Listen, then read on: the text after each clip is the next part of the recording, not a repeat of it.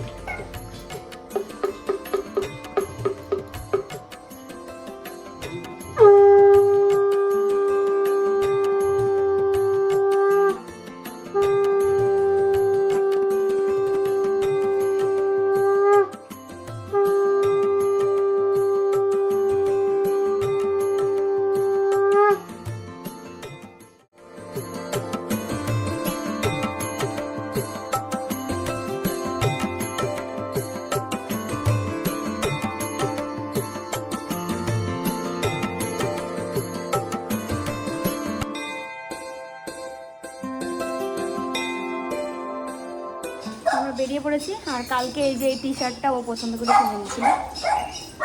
কেমন লাগছে কমেন্ট করো। চলো যাওয়া যাক, রিক্সা দিয়ে তো যাবো কালকের মধ্যেই। আজকে একটু দেরি হলো, কিন্তু তারপরেও ডাক্তারবাবু যে টাইম দিয়েছে সেই টাইমের মধ্যে আমরা পৌঁছে যাব। বাড়ি থেকে তো আর বেশি দূরে না। প্রথমে গিয়েই আমাদের সমস্ত রিপোর্ট কালেক্ট করতে হবে। উপরে রয়েছে একটা, আর নিচে রয়েছে 3টা। তো সেই 4টা রিপোর্ট 4 জায়গা থেকে আমরা সব কালেক্ট করব। আর প্রথমেই তো আবার ডাক্তারবাবুকে দেখানোর জন্য টোকেন কাটতে হবে 50 টাকা দিয়ে। আর কালকের ভিডিওতে তোমরা প্রচুর কমেন্ট করেছো যে আনন্দলোক হসপিটালটা ভীষণই ভালো। তো এইটুক মনের সাপোর্ট একটা পেয়েছি তোমাদের কমেন্ট পেয়ে, আর এমনিতেও জানি। আর এই হসপিটালটার কথা প্রথমে বলে দিয়েছিল কে বলো তো? চিত্রা বুনু। তো বুনু একটা দাদার নাম্বার দিয়েছিল, ওই দাদার সাথে যোগাযোগ করে আমরা এই হসপিটালে এসেছি। আর স্বাস্থ্যসাথী কার্ড দিয়ে কতটা কি হেল্প পাবো তোমাদেরকে পরেই বলবো আর কি। আমাদের হয়ে গেল ডাক্তার দেখানো, বাড়ি গিয়ে তোমাদের সবটা বলবো। ডাবের জল খাবে? ও ডাব নাইও আছে, কি তো ও আমাকে বলছিল চা খেতে, সেই কারণে এই যে এখানে চা বিস্কুট খাচ্ছি। ও তো খাবে না, ওকে বলেছিলাম ডাবের জল খেতে, বলছে ডাবের জলও আজকে খাবে না। তো রিপোর্ট দেখে ডাক্তারবাবু কিন্তু সার্জারির ডেটও দিয়ে দিয়েছেন, তো তোমাদেরকে একটু পরেই সবটা বলছি। তো দেখো বাবুজি কেক নিলাম একটা, ও তো খাবে না, আমি আমার জন্য নিয়েছি। সবাইকে দেখি বাবুজি কেকের অনেক প্রশংসা করে। আর আমি একটা খেয়েছিলাম অনেকদিন আগে, দুজনে একসাথে, মনে আছে শানু? ওই যে ঘুটুনকে নিয়ে বাড়ি যাবো জন্য টিকিট কাটতে গেছিলাম না, এই সেদিন। আর এটা নিয়ে হবে আমার সেকেন্ড মানে কেক, সেকেন্ড খাওয়া বাবুজি কেক খাওয়া। তো চলো আমরা বাড়ির পথে রিক্সা দিয়ে যাচ্ছি। তুমি দিকে রান্না বসিয়ে দিয়েছি, মাছ ভাজছি, তার সাথে মুসুরির ডাল সিদ্ধ দিচ্ছি। আজকে নিজের থেকে বলছে সজনে ডাঁটা দিয়ে মুসুরির ডাল করতে, তো ওই জন্য যে সজনে ডাঁটা দিয়ে মুসুরির ডাল করছি। ওদিন খেয়ে ওর ভালো লেগেছিল নিশ্চয়ই। আর ঢেঁড়স সেদ্ধ, তাই না? ঢেঁড়স সেদ্ধ ভালো লেগেছিল। আর মাছ রান্না করবো হচ্ছে মিষ্টি কুমড়া, মানে কুমড়ো আর আলু দিয়ে। মিষ্টি কুমড়া আর আলু দিয়ে। আমি বাজারে গিয়ে বলতেছি মিষ্টি কুমড়াটা দাও। তো মিষ্টি কুমড়া আবার কি? কুমড়ো আর কি, আমরা তো মিষ্টি কুমড়ো বলি যে এটাই। ওই যে একটা কথাই তো আছে, কারো গালি কারো বুলি, তাই না? তো আমাদের ভাষাটা একটু অন্যরকম, মানে কলকাতা তো আমাদের ভাষার সাথে মিলেই না। যেমন জাম্বুরা বলেছিলে, তারপরে বলছিল কি যেন কিন্তু জাম্বুরাকে তো এখানে বলে বাতাবি লেবু। তো এক একজনের ভাষা এক এক রকম, এই আর কি।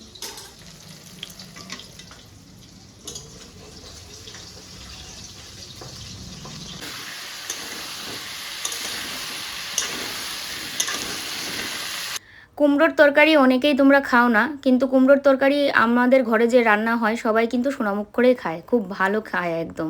মানে মেথি আর কাঁচা লঙ্কা ফোড়ন দিয়ে আর হচ্ছে জিরে বাটা আর আদা বাটা দিতে হয়। হালকা পাতলা ঝোলের মধ্যে হালকা মশলা দিয়ে এই রান্নাটাই খুব ভালো হয়। তো যাই হোক, এক একজন এক এক রকমই রান্না করে, সবার বাড়ির রান্না এক হয় না, এক একজনের রুচি এক এক রকম, এটাই হচ্ছে সবচেয়ে বড় কথা। তো যাই হোক, তোমাদেরকে বলি এবার আমাদের সার্জারির ডেট দিয়েছে হচ্ছে 2 তারিখ।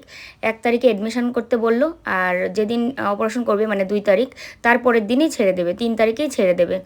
আর ওর রিপোর্ট সব ঠিক আছে, মানে ইকো, ইসিজি, ব্লাড টেস্ট আর হচ্ছে এক্সরে, সমস্ত রিপোর্ট দেখেই বললেন যে এবার বলুন আপনারা কবে সার্জারি করাবেন। তো এবার ও বলছে, ওই আর কি সবটা বললো, কারণ ওর অপারেশন ও বলাই ভালো। তারপরে ও বলছে যে 1 তারিখ কি 2 তারিখ, মানে আমার যেহেতু ডাক্তার দেখানো ছিল, তারপরেও কিন্তু ওই 1 তারিখ যে এত সকালে ভর্তি হতে হবে এটা তো আমরা জানতাম না আগের থেকে, মানে 10টার থেকে ভর্তি নেবে। যেহেতু স্বাস্থ্যসাথী কার্ডের মাধ্যমে আমরা একটু হেল্প পাবো, ওই কারণে যেখানে বিকেলে ভর্তি হওয়ার কথা ছিল সেখানে সকালবেলাতেই ভর্তি নিতে বললো 10টার সময়। আর আমার তাহলে এর আগেই যেতে হবে হয়তো ডাক্তারের কাছে। যাই হোক, এই কথাটা হয়তো অনেকবারই তোমাদেরকে বলে ফেলছি ভিডিওতে, কেউ কিছু মনে করো না, কারণ এক এক সময় এক একটা কথা হচ্ছে তো, আর কথার প্রেক্ষিতে চলে আসছে কথাটা। আর তরকারিটা একটু টেস্ট করে দেখলাম লবণ ঠিক আছে কিনা, কারণ মনে হচ্ছিলো যে একটু লবণ কম হয়েছে, মনেও করতে পারছিলাম না আসলে, সব চিন্তা মাথার মধ্যে, ওই এক মনে আর হচ্ছে না। তো তরকারিটা খেয়ে দেখলাম একটু লবণ কম, তাই একটু লবণ দিয়ে আবার করেছি আর কি, নামিয়ে নিয়েছি। আর ওদিকে ডালটা ফুটছে, ডালটাও নামাবো। এই জায়গাটাকে মুছে নিলাম, কারণ এখন খেতে দেবো, সবাই মিলে খেতে বসবো, এই জায়গাটাকে সুন্দর করে মুছে নিলাম। আর তোমরা সবাই কমেন্টে লিখেছো যে আমরা যেন ভয় না পাই। দেখো, আমার অতটা ভয় লাগছে না, কারণ আমার যেহেতু 2টো অপারেশন হয়েছে, আমি জানি, আমার অপারেশন সম্বন্ধে একটা আইডিয়া আছে। কিন্তু ওর তো জীবনে প্রথমবার, এবার যতই বলো প্রথমবার যে কোনো কিছু করতে কিন্তু ভয় লাগে। তো যাই হোক, ওকে অনেকেই বুঝাচ্ছে ফোন করে, আমিও বুঝাচ্ছি, একবার বকে বুঝাচ্ছি, একবার বুঝিয়ে বুঝাচ্ছি, যেন ওর মন শক্ত থাকে। কালকে তো মানে কান্না করেই আমাকে বলছে যে আমি না থাকলে তোমাদের কি হবে, ভাবো তাহলে ও এইসব চিন্তা করছে। আমি বলি, তোমার এই গলব্লাডারের অপারেশন ঘরে ঘরে সবার হচ্ছে, তুমি এগুলো কী ভাবছো, কি বলছো? তো অনেক কিছু বুঝিয়ে টুজিয়ে ওকে মানে ঠিকঠাক করি, রাত হলেই ওর মন খারাপ হয়। যাই হোক, এই যে খেতে বসে গেলাম, শশা ছিল খাবারে, আর ডাল সজনে ডাঁটা দিয়ে, আর এই হচ্ছে কুমড়োর তরকারি মাছ দিয়ে। তো চলো খেয়ে নিই সবাই। দেখো শিল পড়ছে, বড় বড় শিল, তাও আবার বড় বড় পাথর। দেখো টিনের চালে পড়ছে আর শব্দ করছে।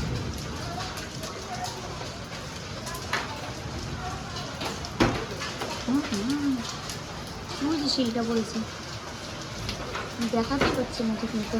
শিল পড়ছে, এই দেখো ওয়ালটার উপরে পড়ছে, এই দেখো দেখলে বুঝতে পারবে। ওই দেখো শিল, এই দেখো, ওই দেখো ভেঙে টুকরো টুকরো হয়ে পড়ছে। ওই দেখো শিল।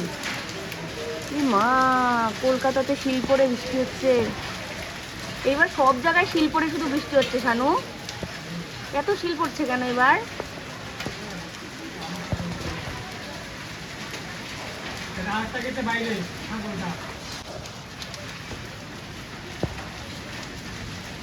শিলগুলো পড়ে পড়ে সব টুকরো টুকরো হয়ে গেছে। মানে এখানে তো সবই পাকা, এবার পাকার মধ্যে শিলটা পড়ে টুকরো হয়ে যাচ্ছে। আর যদি এটা গ্রামের বাড়ির মতো মাটি থাকতো তাহলে পুরো বিছিয়ে থাকতো, দেখা যেত যে একদম পুরো শিল পড়েছে। প্রথমে তো বড় বড় পড়ছিল, এখন ছোট ছোট পড়ছে, আবার এখন বৃষ্টিও শুরু হয়েছে। আমাদের সবার খাওয়া দাওয়া শেষ করে নিয়ে একটু শুয়েছি, তার মধ্যেই শিল পড়ে বৃষ্টি শুরু হয়ে গেছে। আমি বলি কি টং টং আওয়াজ করছে কেন, মানে ওই গাড়ির মধ্যে শিলগুলো পড়ছে, এখানে বাইকগুলো আছে না, আর এগুলোর মধ্যে টং টং আওয়াজ করছে। জানলা লাগানো না, জানলা লাগানোর জন্য আওয়াজটা অত বুঝতে পারছিলাম না। এবার পাশের থেকে ওই যে পাশের বাড়ির উনি বলছে, ইমা শিল পড়ে বৃষ্টি হচ্ছে। তারপরে জানলা খুলে দেখি, হ্যাঁ তো কি অবস্থা।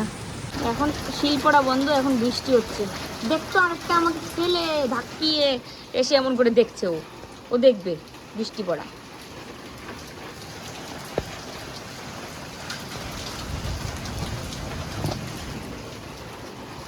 ও দেখে শিল কোথার থেকে পরে দেখে। দেখছিস কি তুমি কি আমাদের কাপড় চোপড়গুলো এখানে মেলে দিয়েছিলাম, আমি এদিকে জানলা দিয়ে নিয়ে এসেছি কাপড়। আয় যা। তো এখন যাচ্ছি হচ্ছে লাইভে, কারণ কমিউনিটি দিয়েছিলাম যে 8টার থেকে লাইভে যাব, কারণ 9টার থেকে লাইভ গেলে না 9টা থেকে 10টা অনেকটা দেরি হয়ে যায়, তাই 8টার থেকে 9টা পর্যন্ত লাইভে যাব, কারণ বিজনেসটাকেও তো আমাদের চালিয়ে যেতে হবে। বিজনেসটা ও মানে করছে থেকে কি বলবো, যে আমি ইউটিউব থেকে যে টাকাটা পাই সেটা পুরোটাই আমি আমার ইয়েতে রাখতে পারছি ট্রিটমেন্টের জন্য। আর নয়তো আগে এইটার থেকেই সংসার খরচ সবটাই কিন্তু হতো, কিন্তু এখন ওর বিজনেসের টাকা দিয়ে ওর মাল আনা, ওর ট্রিটমেন্ট সমস্তটাই ও করতে পারছে, প্লাস সংসার খরচ। তো এবার সবটা যখন মানে সব পাশ দিয়ে যখন বিপদ চলে আসে না, তখন মানে আমরা তো থতমত খেয়ে যাই যে কি করব কি না করব।